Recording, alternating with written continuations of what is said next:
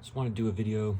Sometimes I get a thought and I can't get it off my mind. So this is for anoxic filtration. Now, if you go on the internet, you could find plenty of information, scientific, mostly from the academic, a lot around soil and waste management of like anaerobic digestion, anaerobic conditions in soil.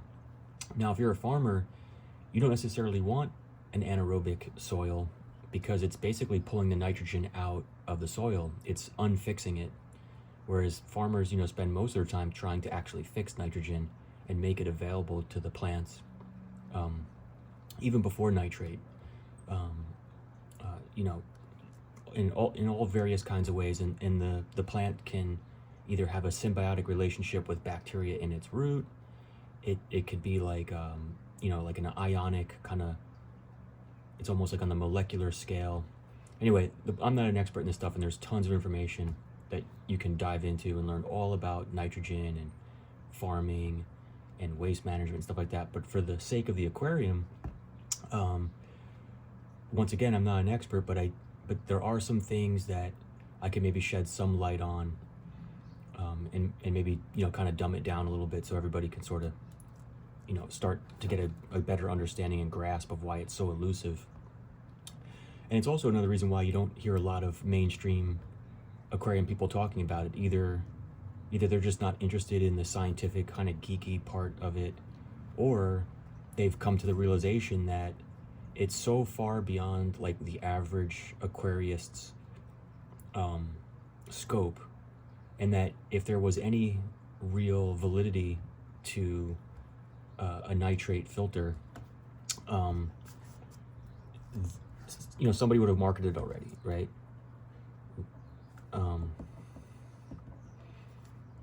And the other thing too is some people are putting it on their plants. I've been putting it on my plant outside, and I gotta tell you, the plant looked greener the next day.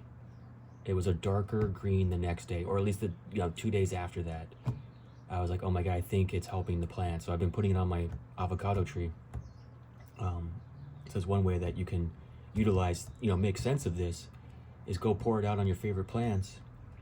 And you're actually doing something kind of amazing, because you're actually producing nitrate, which is not an easy thing to do in the plant community. People work really hard to fix nitrogen into their soil. And here as aquarists, we're making it. So we have this byproduct that's really useful for plants in that way. Particularly outdoor plants. Now, as far as aquarium plants, really the best thing would be if the aquarium plant were to take the ammonia right off the bat, and just pull out the ammonia and just completely skip the nitrogen cycle, and goes into and just completely skip the nitrogen cycle. You're not even in that. The other thing is, so that would be one thing. So this is my new theory. I'm not doing biological filtration anymore. The ammonia is being converted, like in your average cycled tank. How the hell do you spell cycled? In your average cycled tank, ammonia is being wiped out almost instantaneously. It doesn't stand a chance. It doesn't even need to go into your biologic filter to even be processed. It's happening as soon as the fish is making ammonia, or the food's breaking down, becoming ammonia, if that's even happening. The bacteria in the tank are instantly converting it right to its final destination. I believe it's NO3. Maybe it's NO4, I'm not sure, but that's nitrate. It's going like right into the nitrate, skipping nitrite and just going right into nitrate. That's because the bacteria are so prolific, and the ammonia, for the most part, is so minuscule, it doesn't stand a chance in the tank. You could basically drop your biologic filtration. I think if you had heavy fish, if you're a heavy fish keeper, different story. But if you just got tetras, a handful of tetras in a 29-gallon tank or something of that vicinity, you're not even, ammonia is not even on your radar. Nitrate is, and that could be, your fish can probably tolerate months and months of heavy nitrate before you would start seeing symptoms of them being neglected because of that. And what that will look like is they'll be gasping, they'll be working their mouths, but they won't be at the surface. They'll just be working them mid-tank. And from what I understand, this is basically competing with oxygen and other things in their bloodstream and in the water column. This is beginning to like make it harder for oxygen to be dissolved in the water column, and then for it to pass into their lungs, into their body systems. This is just kind of competing for that space, and it's eventually gets to the point where it's overwhelming, and that is quite a bit. I mean, I've taken my fish to a, not knowing it, but I've taken my fish to an extreme of nitrate and minimal symptoms. I'm looking back at it, and I remember there were times where they were huffing and puffing, and I couldn't figure out what it was because they weren't at the surface. I was running air. And that's the other thing too, is if you stop running air and you see them working their mouths a lot, and then you start running air again and they're not at the surface, that's probably, this is becoming toxic and is competing for space in their bodies, and they're starting to cramp up and feel they're getting sick because of it. But as far as filtering this out, that is a completely different ballgame. What's currently happening with biologic filtration at the moment is, you know, there's rings and there's these clever, you know, ceramic.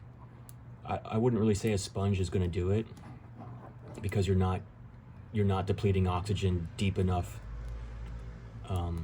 in the sponges to do it. But what they're saying is deep down inside these ceramic rings, the anaerobic bacteria on the outside of the ring, and then maybe like, let's say this is the ring, and this is the very outside of the ring here. What they're saying is the anaerobic bacteria will be in this outside layer. They'll be pulling the oxygen out, and then in this deeper section of the ceramic, you should get, they're going to be, at that point, they're going to be looking for nitrate. Is fine, you know, there's no more oxygen is gone, and now they're looking for this oxygen that's contained within that nitrate to suffice this. That's probably not happening. And if it is happening, what's happening is that we're never actually depleting oxygen, because the ammonia is being pulled out so fast that this is never going to be a factor in the production of anaerobic bacteria. You're never going to deplete enough oxygen to get them to want and have the only choice left but to pull it out of here. That's not going to happen. And even if you did, the chances of you having that consistently to get the number of anaerobic bacteria up to the point where they can be consistently doing this, that's never going to happen. So there's so many things that are stacking up against an aquarist in an attempt to start pulling nitrate out, that none of the tools that we've been given even come close to doing it. A really deep substrate, I think, is a good bet, but this is the problem with a really deep substrate. So you're going to have O2 in this upper layer. You know, for sure, I would say in this upper layer, you're going to have O2, right? Then you're going to start getting down to here, and it's going to get a little more constricted, and you're going to have less O2. And this is just assuming that the best possible scenario is happening, where you have tons of ammonia, you know, in the water column. Because without tons of ammonia, there's no reason for them to pull oxygen out of the water column, right? So you need ammonia to begin to even set the stage for removing oxygen out, so that you can have less oxygen here, and then here, maybe, you know, little to no oxygen would be here, and this is where you'd be this is where they'd be pulling the nitrate, trying to scavenge this oxygen out of the nitrate to get their needs met. New problem is, it needs to be in the presence of a sugar, or, you know, some form of carbon in the form of some sort of sugar. It could potentially be cellulose, like plant matter. It could potentially be a detritus and stuff like that. But ultimately, the best thing would be a sugar source, like a legit sugar source. And that's what biopellets are. I don't know if you've heard of biopellets. They're an extract, I believe, of corn, and it's probably some sort of starch, and that's supposed to be the carbon or the sugar that is going to combine with the the NO3, a little bit of sugar, and the bacteria can start doing their life cycle and start pulling this out. But the thing is like, have you really set up those conditions in this substrate? Probably not. And then here's the new problem. Well, okay, that's fine. So whatever nitrate was down here, you pulled out. Whoop-de-doo, because all the nitrate's up here. So in order for you to bring new nitrate in, NO3 in, guess what else you're bringing in? O2. There's no way you're bringing in NO3 without simultaneously bringing in NO2. It's not happening. Okay, so the next thing to do would be, okay, so the ammonia comes in, the oxygen's removed, you've made NO3 available, right, at this layer, and now they just have to finish it off and then outgas just N2, nitrogen gas, right? But that's fine, but if it's going to diffuse, it's going to diffuse in all directions equally. In fact, it might even prefer to go up. Then the NO3 might prefer just to go up out of the water column the same way that the ammonia got in. Why wouldn't the NO3 just want to go out? Why should it stay down here? And more importantly, why should it go deeper into the substrate to participate in this water column? There's no reason, there's no current. It's just as likely it's going to leave. And that's all assuming that you even have enough ammonia in this area to even participate, and that the ammonia is not just being digested on the glass, because there's bacteria on the grass, on the wood, just in the water, even on the upper surface of the substrate, on your rocks, on your plants, whatever. Like, I'm almost betting that the ammonia is being detoxed in this water column and never even going to go into the substrate at all. But that doesn't mean that you can't set this up and set yourself up for success. The trick is, how do you bring in new ammonia or new NO3 without bringing in too much O2? So what I'm thinking is, what you would do is you would clean your glass, you would get rid of the biologic out of your filter, you would get your filter down to a pure mechanical, and then you would hope that you can have enough ammonia in your tank that there's some of it left to go down into this substrate. And I like the idea of a plenum, where you basically, what this whole idea of a plenum is this is your diffusion layer.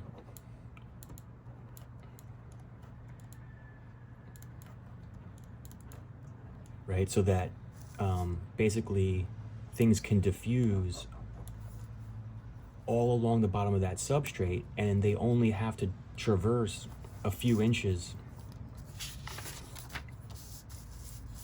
They only have to traverse a few inches of gravel. So like through here, you have free movement, and then you have your different gravel layers. And you want this to be stratified, strategically stratified, so that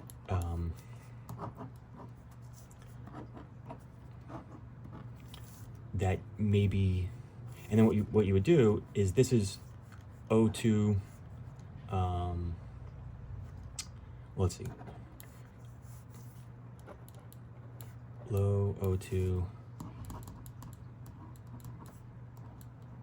high O2, and then what you would do is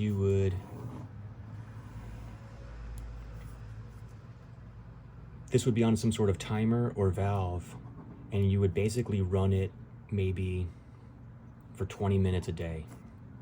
Not even, you can even do it for 10 minutes a day, right? Shoot, you could do it for a minute, right? 1 minute a day, you would bring in new water, and then you would close that off, right? You can have it on a timer, like a pump on a timer, a very small pump, minuscule. And what you would do is, yes, you would bring in new O2, but you would bring in oxygen,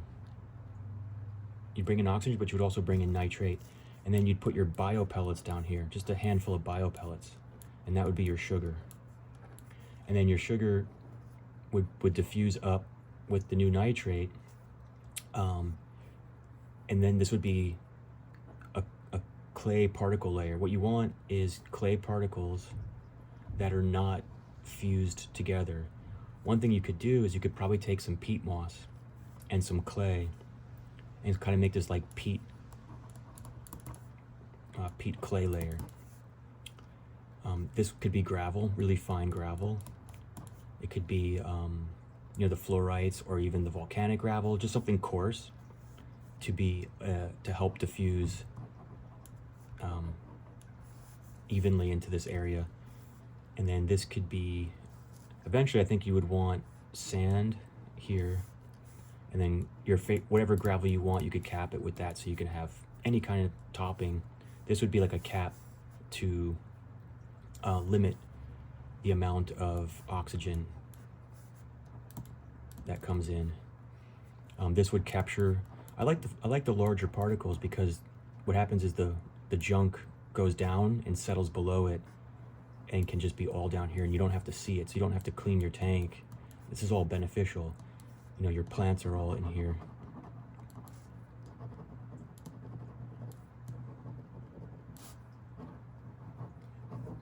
You know, you got your plants kind of going off and their roots are in here, and you kind of want detritus to build up in here, and let the plants do what they do. And then, yeah, so the most of your anoxic zone could be here,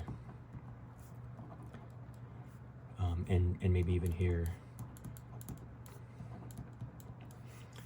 And then you kind of do some, you do like a mixture of different things. You could even put some bio pellets like scattered throughout some of this.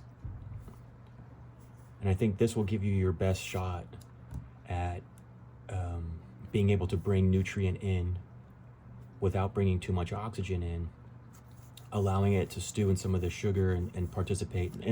And by what I mean by sugar, I mean very little. And you can make this pipe large enough that you can recharge it with these bio pellets so that they would go under the plenum. I don't know how you spell plenum. Something like that. Yeah, and you could take a power head, and you could just drop a pellet ball in, take your power head and just blow it on down. It'll just kind of migrate down here. This will diffuse out.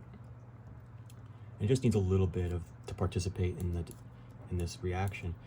You don't want to get something funky going on down here. This is just enough to, and they basically break down very slowly over a long period of time. And so they would last for months and months and months, maybe even years, depending on what's going on. And you wouldn't need much of them, really. I mean, a handful would do a large tank, you know, just a, 20.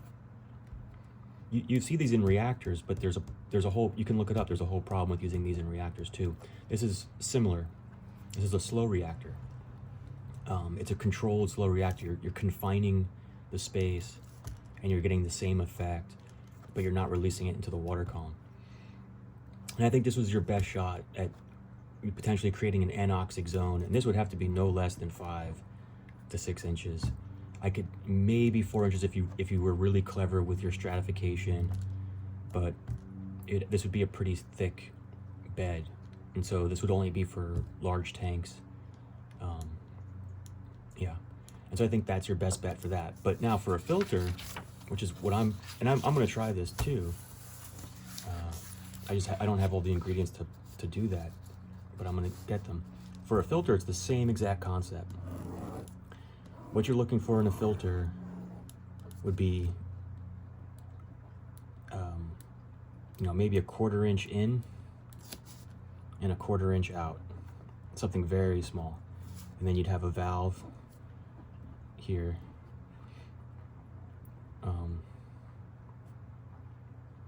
That you can control the flow. And what you would do is when it goes back into the tank, you're just going to have it just be like drips, maybe trickles, right? That's how slow this needs to be. And then as soon as it goes in, you're going to have pretty much anything. You're going to have your coarse material here. And the goal here would be to remove O2. Right? So your goal here is to bring in ammonia.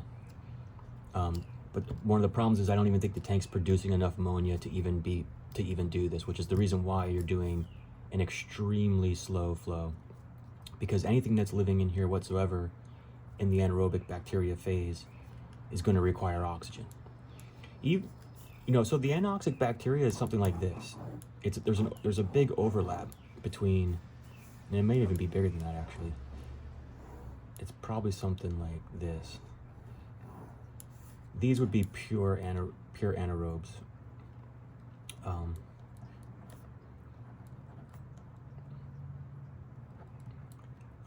This is an overlap where they're dual purpose. These bacteria can do both. They can oscillate between oxygen and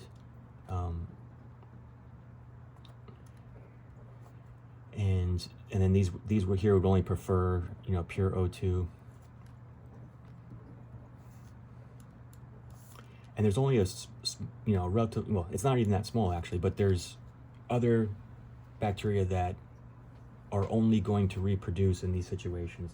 It's not so much that oxygen kills them, it's just that they slow down so dramatically that they're not really active. And there's so many varieties of these bacteria that there's a lot of new information. It's not even that new really, but compared to what people used to traditionally think about the anoxic bacteria in their life cycle, it's actually quite different and much more adaptive than they've been given credit for in the past. But they will proliferate when this is their only environment, is when it's this, and they have the sugar and they have the carbon and they have what they need, they'll proliferate. But as soon as you introduce oxygen, they basically shut down, right? And then these take over. They just prefer to be this is so much more convenient for them as a life cycle than this, that as soon as this is available, they prefer it. And there's other things that they even prefer way before they prefer this. This is the last thing that they want to do to get their oxygen, is to do this, with some exceptions like deep sea vents and things like that. But anyway, you can go on the internet. So the goal is to remove oxygen, and that may not even be happening. And that's why we slow this down so much that and then the other thing too is, let's say this is the current through the filter. And what we want is like dead zones, so that even if we're moving oxygen through, the oxygen has a little bit more of a direct path out the filter. And then these are like dead zones of oxygen. And we can keep our anoxic bacteria alive, even if oxygen's coming in. And hopefully it's not, but that's the idea. And we just force it in one side. It has no choice but to digest on its way through. You can put the biopellets in there. And then what you do is you just get clever with your layers, and you just strategically layer this so that you're harboring more and more of this situation as it goes through, so that by the time you came out, this would be nitrate free and oxygen free, right? That's the goal. And you can actually test for oxygen, and if it's not, then you just turn it off, right? Just close the tap and let this remove all the oxygen, and then once you feel confident enough that this is the only thing that's happening inside there, you can turn it on. And so that's the other thing too, is you can run this maybe 20 minutes a day, right, until you can really harbor a lot of this bacteria in there. And then maybe you can open it up a little bit more and have it like as a drip system, where it's maybe a couple drips a minute coming out. But when it's coming out completely nitrate free. That's the goal, right? And this could be huge. This could be 20 inches, right, by 4 inches or something, right? Or it could be looped, like this can go into another canister, right, and into another canister, and into another canister, until eventually this comes out O2 free, right? And it's not even so much that it's nitrate free, but if it's O2 free, then that means that whatever's living in there has to pull the nitrate out. They have no choice. There's no oxygen left for them. They're forced into an anoxic state. And so that's the goal with the anoxic filter. And it's the only way I can see it being done. You'd have to pack it with everything they need. You'd have to close it, fill it up, let them digest all the oxygen out first, go into this state, let them grow for maybe a couple days. I don't know how long it would take exactly. You know, that would be a thing that we'd have to play with. Every tank's going to be different. Every rate's going to be different. I feel the people who have high ammonia, they're lucky, because high ammonia is the easiest way to get rid of this, because it'll be a commodity. Once it goes in, you just use that ammonia to kickstart the rest of this cycle. Without the ammonia, there's no reason for them to pull this out, right? There's nothing growing in here in a significant way. And I think that's why it's so elusive. It's like an unbroken cycle.